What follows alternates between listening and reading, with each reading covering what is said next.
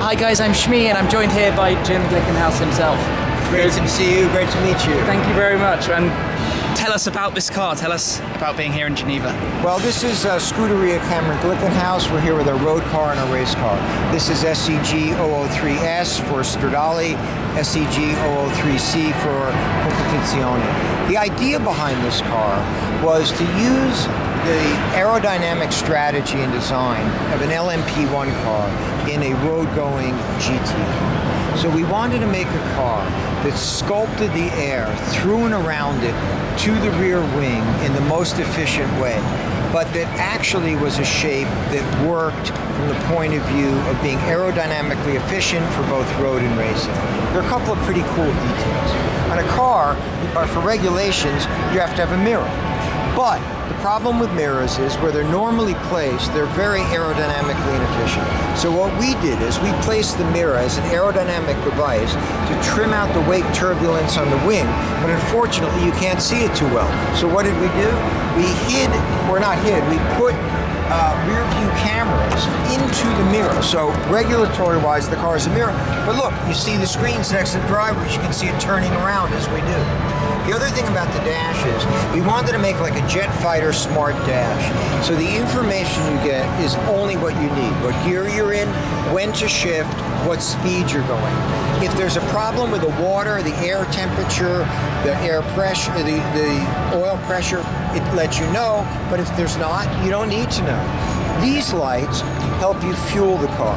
So when the fuel is down, it will be there, and then as they light up, you know the fuel's full, and it's time to pull the nozzle out so that you don't splash on the exhaust and burn the car to the ground, and that's especially good in racing.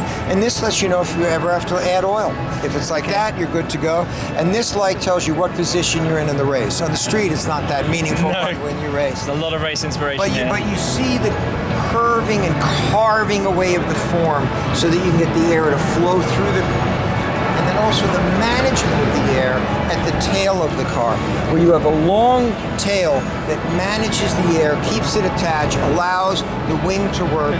These are the most expensive item on the car to manufacture. They are road legal DOT tail lights, reversing lights, and turn signals, passing homologation so that you can do it, and that's a very, very expensive thing. It costs more than a Ferrari F430 to make those lights. To make the lights. Yeah.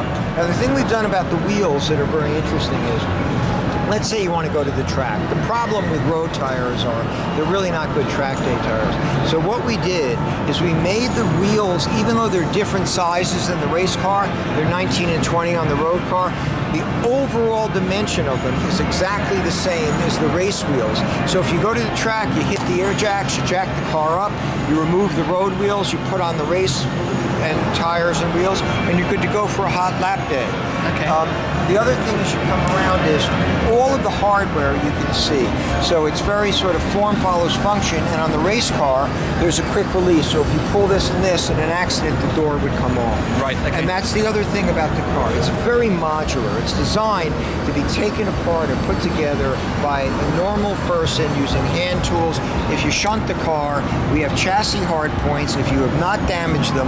And by the way, the chassis can take an enormous amount of force before it's damaged. You unbolt the damaged parts, bolt on the new parts, you're good to go.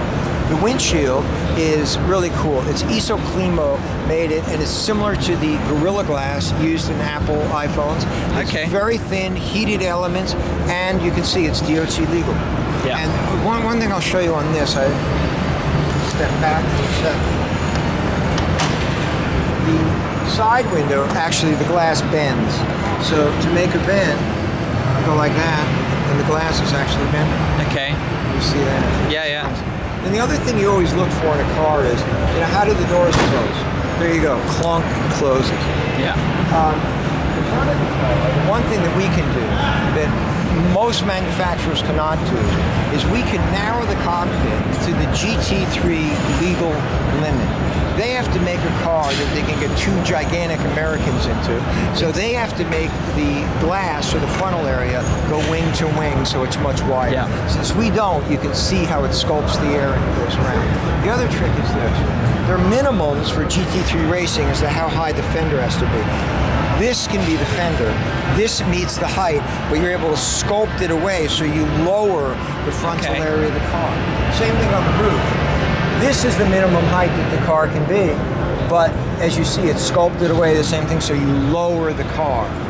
And we've told you about the cockpit, the controls. They're all very easy, user-friendly.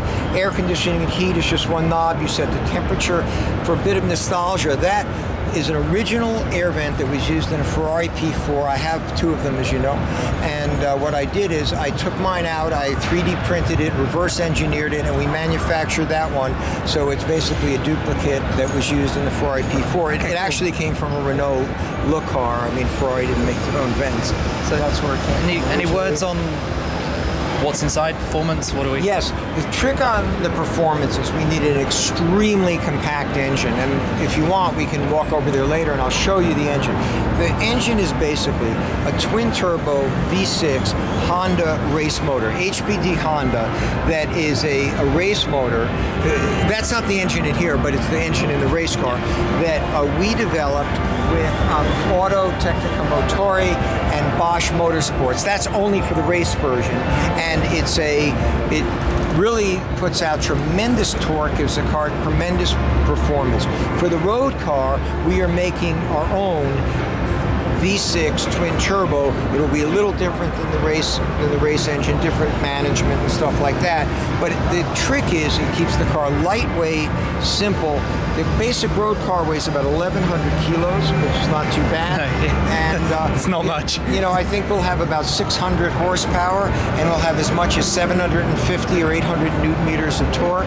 Okay. I mean, the great myth about these hypercars and mega cars is this: can they put the horsepower to the ground? Yeah. This guy will weigh 1,000 pounds less than a LaFerrari. Well, you weigh 1,000 pounds less, you need a lot more horsepower to be very, very quick. The other thing is, frankly, anything more than 650 or 700 horsepower in a two-wheel drive car on street rubber, you cannot put down. And that's why when you see these guys flooring out, they just leave the tires up in smoke. So what we tried to do is make light, nimble, quick sports car, and then a race version of it that you can race. This is a race version. It's a real race car. It's built to GT3 specs. And this one is a customer car. We sold this to a customer. And then we have another one, which is our factory car, my car. We're treating them totally identically. Both of them will race at 24 Hours in Nurburgring in May. And actually, the first race we'll do at the VLN at the end of this month, and then a race in April. And hopefully other race series will let us race. And our goal, the reason I'm selling cars, any monies that I make from it, I'm going to keep racing, keep developing, and my own personal goal is to develop a LMP1 from the ground up and race at Le Mans with it in 2017. That's absolutely fantastic.